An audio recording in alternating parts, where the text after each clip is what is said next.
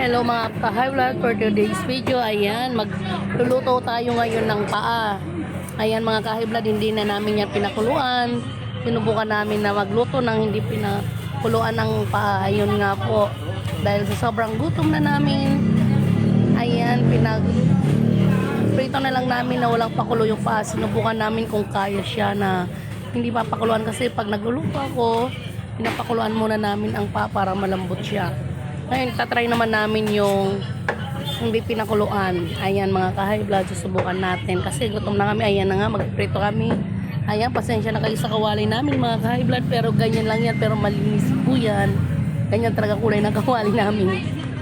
Ayan nga, prito na po kami. Ayan.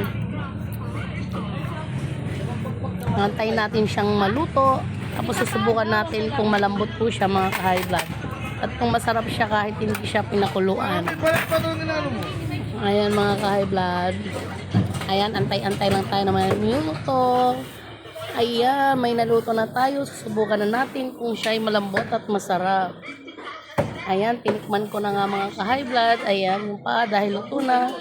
Susubukan natin kung mas masarap siya. Ayan.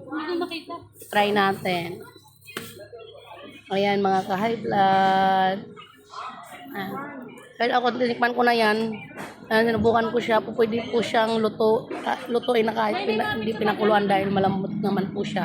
Basta yung apoy po, dahan-dahan lang. Yun lang. Bye-bye po.